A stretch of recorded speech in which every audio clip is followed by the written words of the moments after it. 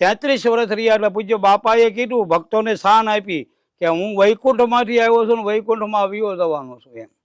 આ 33 વર્ષ બગદાણાની ભૂમિમાં રહેવાનો છું. બાપાએ એવું કીધેલું છે કે કોઈ એવા સાધુ પુરુષ તમને મળે અને એનું ચરણ સેવજો અને એને સદગુરુ તરીકે જીવનમાં ધારી અને એના કીધેલા વચન પ્રમાણે તમે હાલજો તો તમારો બેડો પાર થશે. આવું પૂજ્ય બાપા બોલેલા ગુરુ પૂર્ણિમા નિમિત્તે. અને આ 1975નો પ્રસંગ છે. ગુરુ બ્રહ્મા ગુરુ વિષ્ણુ ગુરુદેવો મહેશ્વર ગુરુ સાક્ષાત પરબ્રહ્મ તસ્મૈ શ્રી ગુરુવે નમઃ. જય માતાજી ને બાપા સીતારામ. મિત્રો, હું છું ધવલ અને સ્વાગત છે તમારું મારી YouTube channel Dhaval Agravat blogs પર.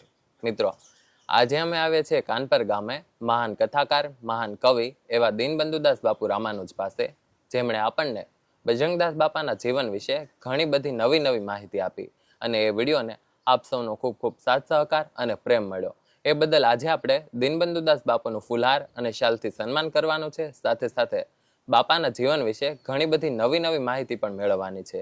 તો આજનો અમારો આ વિડીયો પૂરેપૂરો જોજો. વિડીયો ગમે તો વિડીયોને લાઈક કરી દેજો, તમારા અન્ય મિત્રો સાથે શેર કરી દેજો અને કોમેન્ટમાં લખજો બાપા સીતારામ. ધ્યાન મૂલમ ગુરુ મૂર્તિ, પૂજા મૂલમ ગુરુ પદ, મંત્ર મૂલમ ગુરુ વાક્યમ, મોક્ષ મૂલમ ગુરુ કૃપા. ગુરુબેન જ્ઞાનનો ઉપજય, ગુરુબેન મિલન ભેદ, ગુરુબેન સંશય ના ટળે ભલે વાંચે ચારે વેદ. 1975ની અંદર ગુરુ પૂર્ણિમાનો દિવસ આવી રહ્યો હતો. એ વખતે બગદાણાની અંદર પૂજ્ય બજરંગદાસ બાપાની હાજરી અને એ સમયે પૂજ્ય બાપાના જે કોઈ અનન્ય ભક્તો હતા, જેમ કે કાનપરથી કાળીદાસ બાપુ, ગોવિંદ ભગત, ભાવનગરથી સવજીભાઈ માળી, હમણાં જેમનો દેહાંત થયો રામચરણ પાયમાં એવા મંજી દાદા, બટુકભાઈ સમારડી, આવા જે બધા અનન્ય ભક્તો હતા, ઘણા સાધુ સંતો, એ ગુરુ પૂર્ણિમા નિમિત્તે જ્યારે બગદાણા આવેલા અને એ સમયે બાપાની હાજરી, ઘણા ભક્તો ભાવથી ફૂલહાર લાવેલા. પણ જીવનકાળની અંદર બજરંગદાસ બાપાએ કોઈનો ફૂલહાર એના જીવનમાં પહેરેલો નહીં.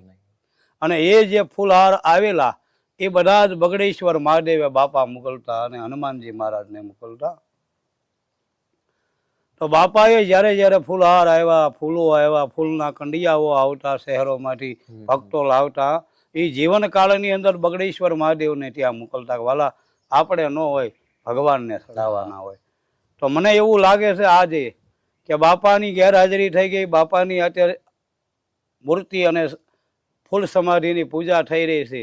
તો આજે જે બાપાએ જીવનકાળની અંદર બગડેશ્વર મહાદેવને ફૂલહાર અને ફૂલના કંડિયા મોકલેલા, એ બગડેશ્વર મહાદેવ આજ બાપાને પાછા મોકલે છે.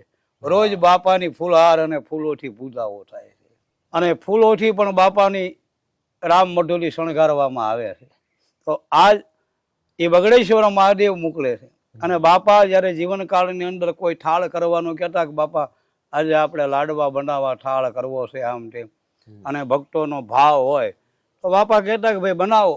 અને જ્યારે એ ઠાળ તૈયાર થાય ત્યારે હનુમાનજી મહારાજ, જે ગામ ઝાપાના હનુમાનજી બાપા જ્યાં જૂની મઢુલીમાં બિરાજતા, એની બાજુમાં ગામ ઝાપાના હનુમાનજી આવેલા છે બગદાણા ગામમાં. હવે ત્યાં એ થાળ ઝારવા માટે મોકલતા, હવન ધૂપ કરવા મોકલતા. અને પછી બાપા એમ કહેતા કે વાલા હવે બધા હરિહર કરો. બાપા જીવનકાળની અંદર પણ થાળ હનુમાનજી મહારાજને મોકલતા. એટલે આજ બાપાની ગેરહાજરીમાં એવું દેખાય છે કે બગદાણામાં જે હરિહર હાલે છે, અનક્ષેત્ર હાલે છે, રામરોટી હાલે છે ને હરિહરની આંકલ પડે છે, એ જે બાપાએ જીવનકાળની અંદર જે હનુમાનજી મહારાજને થાળ ધરેલા છે, એ હનુમાનજી મહારાજ આ લાડવા બાપાની જગ્યામાં મોકલે છે. કે જ્યાં હજારો માણા, લાખો માણા, જ્યારે બાપાની તિથિ હોય અથવા તો ગુરુ પૂર્ણિમા હોય ત્યારે લાખો લોકો પ્રસાદ લે છે. અને અવિરતપણે હજારો માણસનું હરિહર ચાલુ છે. તો ગુરુ પૂર્ણિમાનો સમય, આજે ગુરુ પૂર્ણિમા વિશે આપણે વાત કરીએ તો બાપાના અનન્ય ભક્તો જે બધા હતા એ આવેલા અને બાપા કરણેવાળા ઓટલે બેઠેલા. અને એમાંથી એક બે હરિભક્તો એટલે કે સવજીભાઈ કાળાનાળા, એમણે પ્રશ્ન કરેલો કે બાપા આજે આ ગુરુ પૂર્ણિમાનો દિવસ છે તો આ સદગુરુ ગુરુ પૂર્ણિમાની જે પરંપરા છે એનો મહિમા શું? એટલે પૂજ્ય બાપાએ ભક્તોના ભાવથી અને પૂજ્ય બજરંગદાસ બાપાએ જે સ્વમુખે વાત કરી હતી એ સમયે એ હું તમને કહું. એટલે બાપાએ કીધું કે વાલા, ગુરુના પ્રકાર 4 છે. ગુરુના પ્રકાર 4 છે. પહેલા ગુરુ છે એ પારસમણી હોય છે. પારસ में और संत में बड़ो अंतर नो जान, पारस लोहा को कंचन करे संत करे आप समा. कदाच પારસમણી લોઢાને અડી જાય તો એ લોઢું કંચન બની જાય, પણ એ પારસમણી નથી બની શકતું. પણ એ પારસમણી ગુરુમાં એવી શક્તિ હોય છે કે એ પારસમણી બનાવી દે. બાકી નકર એ કંચન બને પણ બીજાને અડે તો એ પાછું સોનું ન બનાવી શકે. એટલે પ્રથમ નંબરના ગુરુ એ પારસમણી પૂજ્ય બાપા કે. પછી ભક્તોને કીધું કે વાલા, બીજા નંબરના ગુરુ એટલે ચંદન ગુરુ. ચંદનમાં કાયમ શીતળતા હોય, પણ એની અંદર ભોરિંગ એટલે નાગ રે. ચંદનના ઝાડની અંદર વીટળાય, પણ એનું વિષ એટલે ઝેર જતું નથી. ચંદનથી અલગ પડે તો નાગના મુખમાંથી વાલા ઝેર ન જાય. એમ આ મનુષ્ય ગમે એટલો સાધુના સ્પર્શમાં રહે, સંતના સ્પર્શમાં રહે, પણ એને જે મોહ માયા છે એ જતી નથી. બાપાનો કહેવાનો ઉદ્દેશ એ હતો. એટલે બીજા નંબરના ગુરુ એ ચંદન ગુરુ. ત્રીજા નંબરના ગુરુ એટલે જ્યોત ગુરુ. બાપા કે જ્યોત ગુરુ એને કહેવાય કે મૂળમાં માયા નથી, પણ જ્યોત બધે પ્રકાશ ફેલાવે, બધાને ઉજિયારો આપે, પણ એના મૂળમાં અંધકાર પડ્યો છે. જ્યાં સુધી સદગુરુની પ્રાપ્તિ ન થાય અને અંધકાર તિમિર ન જાય અને બ્રહ્મનો ઉજિયારો ન થાય ત્યાં સુધી બેડો પાર ન. એટલે ત્રીજા નંબરના ગુરુ જ્યોત ગુરુ કે જેના મૂળમાં વાલા કે અંધકાર પડ્યો છે. ચોથા નંબરના ગુરુ એટલે ભંવર ગુરુ. એટલે મહાપુરુષોએ કીધું બાપા કે સંત સટકો લાગ્યા વિના નહીં રીજે કીર્તા, ઈયળમાંથી ભમરી બને તો આ નરને કેટલીક વાર. જેમ ભમરી એક ઈયળને લાવી અને પોતાના દરની અંદર, પોતાના ઘરની અંદર રાખી અને એને સેવે અને ડછ મારે એટલે એનું જાતિ પરીક્ષણ કરીને પોતાનું નિજ સ્વરૂપ આપી દે અને એમાંથી ભમરી બનાવી દે. સંત બડે પરમાર્થી શીતળ વાંકો અંગ, તપન બુજાવે ઓરકી દે દે અપના રંગ.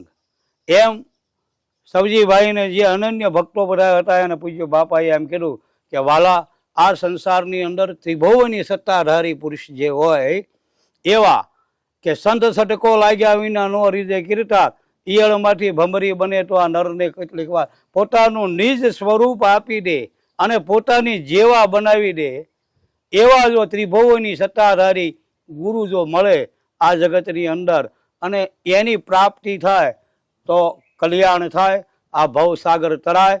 એટલા માટે આ ગુરુ પૂર્ણિમા એ વ્યાસ પૂર્ણિમા પણ કહેવામાં આવે છે. જે કાંઈ આપણા પ્રશ્નો છે એ 12 મહિને, કદાચ આપણે દૂર દેશાવરોમાં રહેતા હોઈએ તો 12 મહિને એક દાણ ગુરુના ચરણમાં જઈ અને જે કાંઈ આપણા મૂંઝવતા પ્રશ્નો છે એના જવાબ લેવા માટે, ગુરુ પાસે માર્ગદર્શન લેવા માટે, ગુરુના પદને આપણા વેદ ધર્મ એમ કીધું ધ્યાન મૂલમ ગુરુ મૂર્તિ. જો ધ્યાન કરવું હોય તો ગુરુની મૂર્તિનું ધ્યાન કરવું. મંત્ર મૂલમ ગુરુ વાક્યમ, ગુરુના મુખમાંથી જે નીકળેલું વાક્ય અને મંત્ર સ્વરૂપ લઈ લ્યો તમે. એમાં પછી આ મંત્ર તે મંત્ર એમ નથી. ગુરુના મુખમાંથી જે નીકળેલું વાક્યને તમે તમારા જીવનમાં મંત્ર બનાવીને ઉતારી લ્યો, તમારો બેડો પાર થાય. એટલે ગુરુની કૃપા ઓટોમેટિક થાય. એટલે મહાપુરુષોના વાક્યને અનુસરીને ચાલવું એનું નામ ધર્મ. પૂજ્ય બાપાએ આવું કીધેલું કે હે ભક્તજનો, આજે ગુરુ પૂર્ણિમાનો દિવસે કોઈ મહાપુરુષના ચરણને સેવી અને મહાપુરુષના વાક્યને અનુસરીને ચાલવું એનું નામ ધર્મ. બીજું કોઈ કાંઈ વર્ણન છે નહીં. માટે કોઈ એવા સાધુ પુરુષ, સ્વજન પુરુષ તમને મળે, બાપાએ એવું કીધેલું છે કે કોઈ એવા સાધુ પુરુષ તમને મળે અને એનું ચરણ સેવજો અને એને સદગુરુ તરીકે જીવનમાં ધારી અને એના કીધેલા વચન પ્રમાણે તમે હાલજો તો તમારો બેડો પાર થશે અને તમારો આ ફેરો ફળશે. આવો પૂજ્ય બાપા બોલેલા ગુરુ પૂર્ણિમા નિમિત્તે. અને આ 1975નો પ્રસંગ છે અને જે કોઈ એમના સેવક ગણો આવ્યા હતા, હરિભક્તો આવ્યા હતા, એને પૂજ્ય બજરંગદાસ બાપાએ આ કીધેલું. અને પૂજ્ય બાપાએ કીધેલું કે વાલા તમે બધા આવો છો, પણ હું તો વૈકુંઠથી આવેલો છું ને વૈકુંઠમાં વિયો જવાનો છું. આ બગદાણાની ભૂમિમાં 33 વર્ષ મારે રહેવાનું છે. એટલે વિક્રમ સંવત 2001ની સાલમાં પૂજ્ય બજરંગદાસ બાપા આવ્યા અને 2033માં પૂજ્ય બાપા વયા ગયા પોષ વદ ચોથને રવિવારના દિવસે. એટલે 33 વર્ષ રહ્યા. એટલે પૂજ્ય બાપાએ કીધું, ભક્તોને શાન આપી કે હું વૈકુંઠમાંથી આવ્યો છું ને વૈકુંઠમાં વિયો જવાનો છું. એમ આ 33 વર્ષ બગદાણાની ભૂમિમાં રહેવાનો છું. એટલે પૂજ્ય બાપાએ એવો આમ અનુભવ કરાયો, જે આવ્યા છે અને જબાના છે, અવન ગવનને જે જાણે છે એવા ગુઢા જ્ઞાની પુરુષને તમે સેવજો તો તમારું કલ્યાણ થશે. એવા પૂજ્ય બજરંગદાસ બાપા હતા. એટલે ભક્તોને કીધું કે હું વૈકુંઠમાંથી આવ્યો છું, વૈકુંઠમાં વિયો જવાનો. પણ તે સમયે જે કોઈ જ્ઞાની માણસો હતા, જે આમ ચેતનવંતા પુરુષો હતા, એમણે આ વાતને સ્વીકારી લીધી કે બાપા આવું કહેવા માગે છે. એટલે પૂજ્ય બાપા ત્રિભુવની પુરુષ હતા કે ત્રણેય ભુવનમાં જેમની સત્તા, એવા બજરંગદાસ બાપા જેવા સદગુરુની પ્રાપ્તિ થાય.